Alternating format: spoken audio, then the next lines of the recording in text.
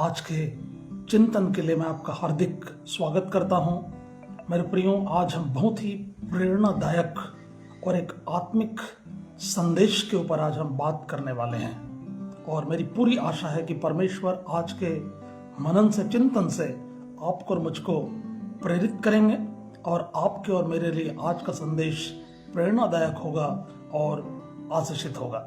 Right. उत्पत्ति की पुस्तक 13 अध्याय 14 से 18 पद, यह वह समय है जब अब्राम लूत से अलग हो जाता है।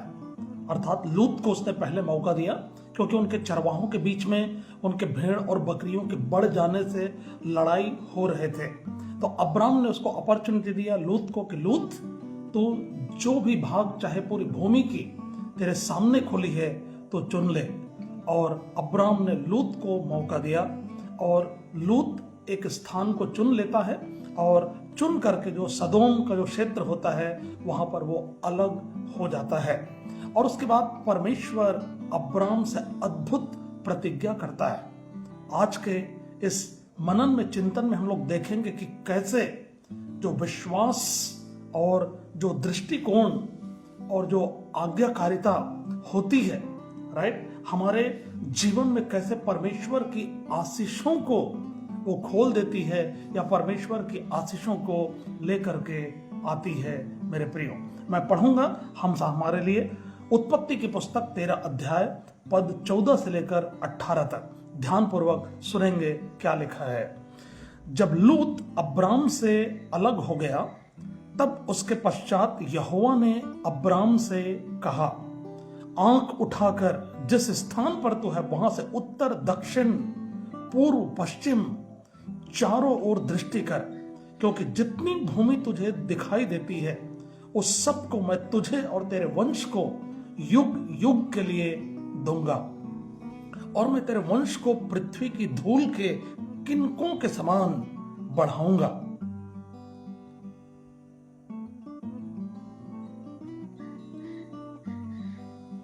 और मैं तेरे वंश को पृथ्वी के धूल के किनकों के समान बहुत करूंगा, यहां तक कि जो कोई पृथ्वी के धूल के किनकों को गिन सकेगा वही तेरा वंश भी गिन सकेगा।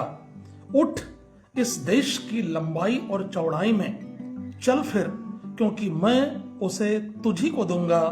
इसके पश्चात अब्राम अपना तंबू उखाड़कर ममरे के बांज वृक्षों के बीच जो हेब्रोन में थे जाकर रहने लगा और वहां भी यहोवा की एक वेदी बनाई। अब्राम का जीवन हम सब के लिए बहुत ही प्रेरणादायक है।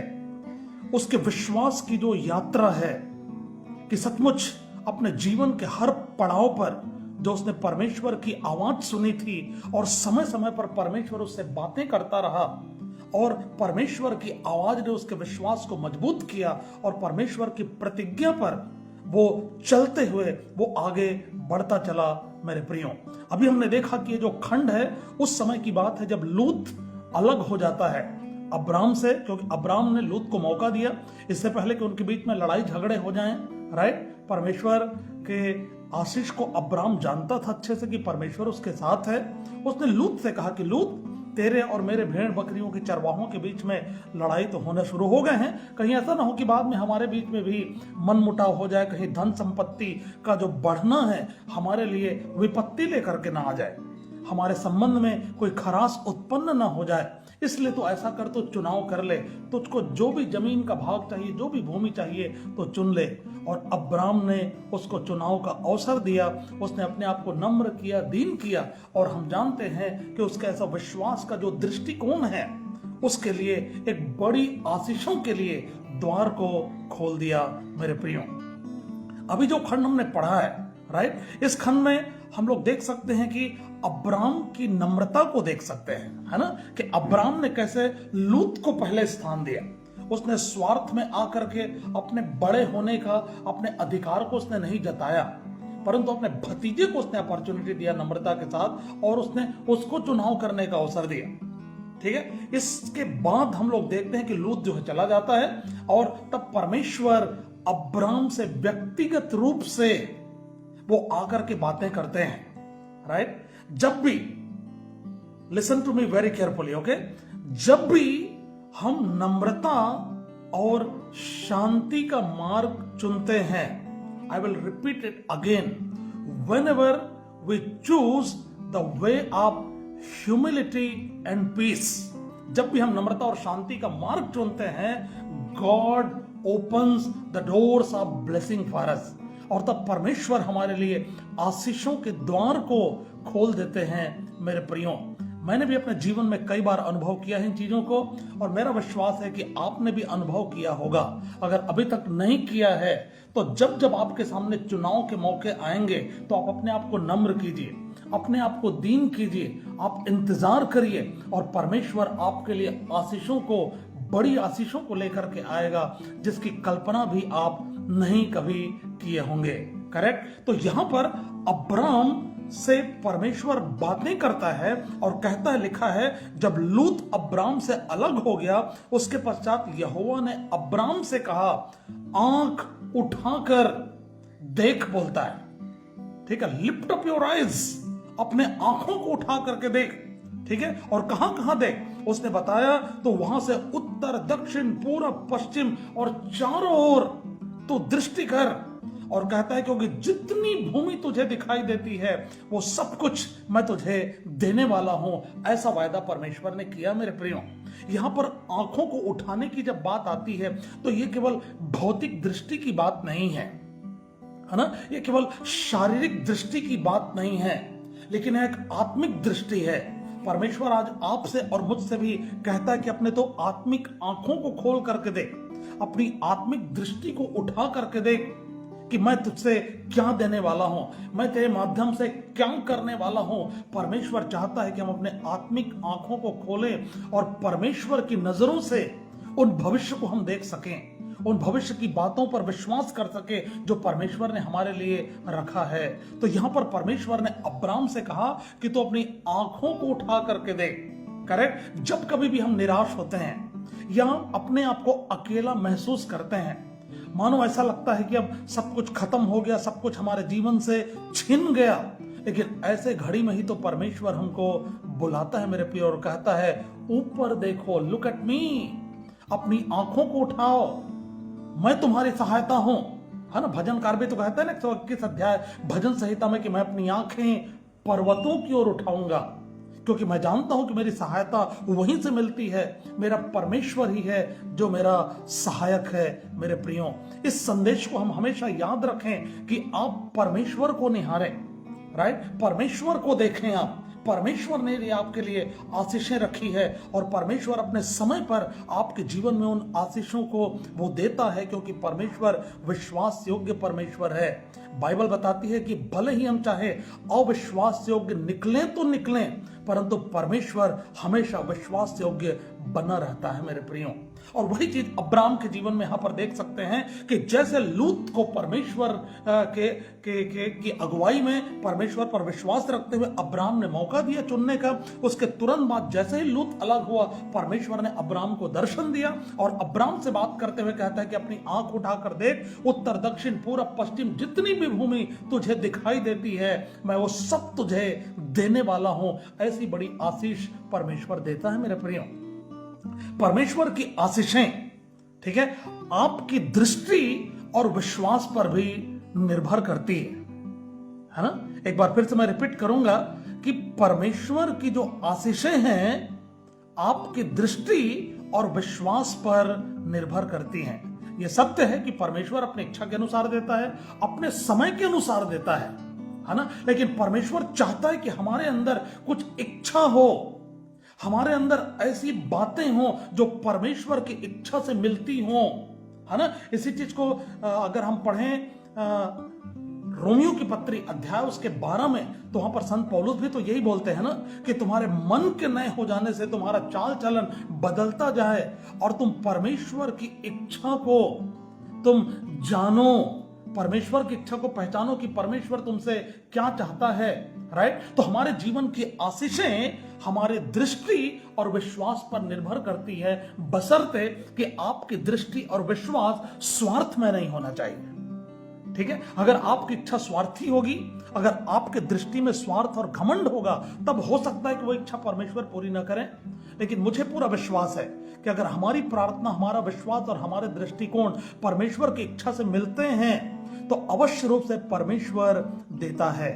आज परमेश्वर के सेवकों ने, जितनों ने भी विश्वास का कदम बढ़ाया है, परमेश्वर ने बड़े बड़े काम उनके द्वारा किए हैं। इस अब्राम की बात ही अगर हम करें कि परमेश्वर ने अब्राम से बात किया 12 अध्याय में और कहा कि तू आशीष का मूल होगा और जाति जाति के लोग तुझ में आशीष पाएंगे। ये प्रतिज्ञा थी और परमेश्वर किस प्रतिज्ञा पर उसने विश्वास किया, कदम बढ़ाया, समय समय पर परमेश्वर उससे बातें करता रहा और एक समय आया कि परमेश्वर ने वो प्रतिज्ञा पूरी करी। और यहां पर भी जब वो अपनी यात्रा में था भी, परमेश्वर उससे बात करता है और कहता है कि अपनी आंख उठाकर तो देख। राइट, कई बार हमारी जो सीमित सोच है वो सीमित परिणाम को लाती है। ठीक है, हमारी जो छोटी सोच है छोटे परिणाम को लाएगी, बड़ी सोच बड़ा परिणाम को लेकर के आती है। ठीक है, और बाइबल बताती भी है ना कि जैसा एक इंसान अपने मन में सोचता है वैसा वो है। परमेश्वर ने आपको एक ही तो जिंदगी दी है ना, और हम नहीं जानते कि जीवन कितने सालों का है धरती पर। क्यों ना हम इस जीवन में ऐसा कुछ बेहतर करें जिससे हमारे परमेश्वर का नाम ऊंचा उठाया जाए। वो बड़ी चीज, बड़ी बातों के विषय में सोचें जो परमेश्वर आपके और मेरे द्वारा करना चाहता है। हम क्यों अपने आप को छोटा सोचते हैं? हम क्यों ऐसा सोचते हैं कि मैं कुछ नहीं कर सकता, मेरे पास कुछ भी नहीं है? हम क्यों इन विचारों को लाते हैं? आइए ना परमेश्वर की ओर देखें ना, और विश्वास के उस दृष्टि से बड़ी सोच हम रखें, क्योंकि हमारी जो सीमित सोच है उसका परिणाम सीमित होगा। अगर सोच बड़ी है परमेश्वर में तो उसका परिणाम भी बड़ा होगा और आशीषें बड़ी होंगी मेरे प्रियो। राइट, तो परमेश्वर की आशीषें आपके दृष्टि और विश्वास पर भी निर्भर करती है। तो बड़ा सोच विश्वास से आप देखिए और समय आएगा परमेश्वर उसको पूरा करेगा। पद 16 में हम देखते हैं कि और मैं तेरे वंश को पृथ्वी की धूल के किनकों के समान करूंगा, यहां तक कि जो कोई पृथ्वी के धूल के किनकों को गिन सकेगा वही तेरा वंश भी गिन सकेगा। परमेश्वर ने यहां पर केवल अब्राम की चिंता नहीं करी, ठीक है, परमेश्वर यहां पर उसके वंश के लिए भी सोच रहा है। राइट, अगर आज आप और मैं परमेश्वर के प्रति आज्ञाकारी हैं तो परमेश्वर केवल आपके और मेरे वर्तमान जीवन को ही वो आशीष नहीं देगा, केवल आपको और मुझको वर्तमान में आशीष का कारण नहीं बनाएगा, लेकिन वो आने वाली पीढ़ी के बारे में भी परमेश्वर चिंता करता है, क्योंकि हमारा परमेश्वर वाचा का परमेश्वर है ना, और उसकी वाचा जो है पीढ़ियों तक वो अपनी वाचा को पूरी करने वाला परमेश्वर है। इसलिए उसने अब्राम से उसने कहा कि तेरे पीढ़ियों को मैं बढ़ाऊंगा, धूल के किनकों के समान बढ़ाऊंगा। जो धूल के किनकों को गिन सकेगा वही तेरे वंश को गिन सकेगा, तेरे पीढ़ियों को गिन सकेगा। और आज हम जानते हैं मेरे प्रियो कि अब्राम ही आशीष का मूल हुआ, और जब समय आया तो 2025 साल पहले जगत के उद्धार करता प्रभु यीशु मसीह उसी वंश में आए और आकर के बैतलहम में उसने पैदा हुए और क्रूस पर उसने अपनी जान दी और मरकर वो तीसरे दिन जी उठे। और जो कोई उस पर विश्वास करे वो कभी नाश ना होगा परंतु अनंत जीवन पाएगा। और आज पूरे वर्ल्ड में प्रभु यीशु मसीह का नाम आज ऊंचा उठाया जाता है। प्रभु यीशु मसीह के नाम को पूरी दुनिया जानती है। प्रभु यीशु मसीह में पूरी दुनिया आशीष पाती है। एक बड़ी मेजॉरिटी आज यीशु के पीछे आज चलती है मेरे प्रियो। आज पीढ़ियों को वो धूल के किनकों के समान परमेश्वर ने बढ़ाया जो उसने अब्राम से वायदा उसने किया था।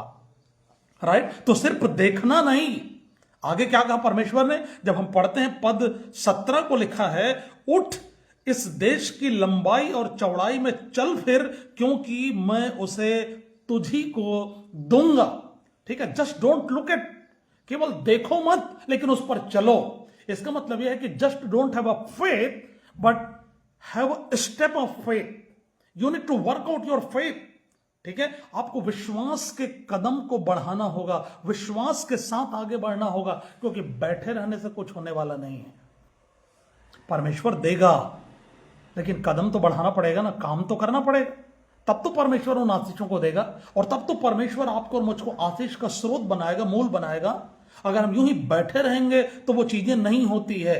अगर आज मैं आपसे बात कर रहा हूं परमेश्वर के वचन को लेकर के, तो परमेश्वर ने मुझको कहा है और मैं विश्वास से मैंने कदम बढ़ाया, क्योंकि मैं जानता हूं कि ये जो माध्यम है बहुतों के लिए परमेश्वर के वचन को पहुंचाएगा और परमेश्वर की आशीषों को लेकर के आएगा। और मैं विश्वास से मैंने शुरू कर दिया। मैंने काम तो करना पड़ेगा ना, अनुशासित तो होना पड़ेगा, उसमें चलना पड़ेगा उस विश्वास पर, और मैं उसी विश्वास को लेकर के मैंने कदम बढ़ाया है और मैं उसे पूरा करता रहूंगा।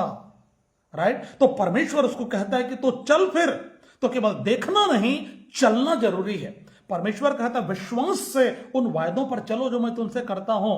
तुम बढ़ो एक कदम मैं भी बढ़ता हूं, है ना? तुम चलो एक कदम मैं भी चलता हूं। परमेश्वर हमारे साथ है, उनको कभी नहीं छोड़ता है। लेकिन सवाल यह है कि क्या आज हम परमेश्वर की प्रतिज्ञाओं पर चलते हैं? क्या हम विश्वास करते हैं? अगर नहीं तो परमेश्वर चाहता है मेरे प्रियो कि हम उसके वायदों पर विश्वास करें और हम उस पर चलें। पद 18, इसके पश्चात अब्राम अपना तंबू उखाड़कर ममरे के बांज वृक्षों के बीच जो हेब्रोन में था जाकर रहने लगा और वहां भी यहोवा की एक वेदी बनाई। अब्राम के जीवन में एक बहुत अच्छी चीज यहां पर हम लोग देख सकते हैं। जब जब परमेश्वर ने अब्राम को दर्शन दिया और जब जब परमेश्वर से अब्राम ने आशीषों को पाया है, आशीषों की प्रतिज्ञा पाई, उसने अपने धन्यवादी मन को प्रकट करने के लिए उसने वेदी उसने बनाई। क्योंकि वेदी जो है परमेश्वर की उपस्थिति को बताता है। उसने कभी भी परमेश्वर को नहीं भुलाया। राइट? हर आशीष के बाद अब्राम जो है परमेश्वर को धन्यवाद करता है। आपको याद है भजनकार कहता है कि हे मेरे मन यहोवा को धन्य कर, तो उसके किसी भी उपकार को न भूलना, बाइबल बोलती है।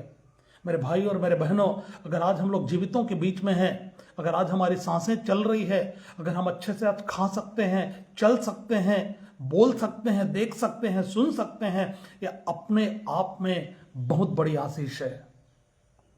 आप उनसे पूछिए जो आज मृत्यु की सैया पर आज जो पड़ा हुआ है, जो बीमारियों से जो संघर्ष कर रहा है, उनके जीवन के एक एक पल कितने कठिन होते हैं। लेकिन बहुत बार हम ऐसी आशीषों को भूल जाते हैं और परमेश्वर को धन्यवाद करना भूल जाते हैं। इसलिए परमेश्वर को कभी भी न भूलें, अपने मन को कहें, क्योंकि मन जो है धोखेबाज है, उसमें असाध्य रोग लगा है। इसलिए हमको मन को बोलना पड़ता है कि हे मेरे मन, मत भूल परमेश्वर को। सारे आशीषों को देने वाला तो वही है, वही तो आशीषों का स्रोत है। और उस परमेश्वर को लगातार धन्यवाद देते रहे मेरे प्रियो, क्योंकि सच्चा विश्वास तो वही है जो आशीष के बाद भी परमेश्वर की आराधना करता है। राइट? सच्चा विश्वास वही है जो आशीषों को पाने के बाद भी परमेश्वर की उपासना करता है। Right? The real blessing is that when after being blessed also we worship the Lord। हम परमेश्वर की उपासना करते हैं, वही तो सच्ची आशीष और सच्चा विश्वास है मेरे प्रियो। कैसे हम इस तथ्य को अपने जीवन के लिए अपना सकते हैं?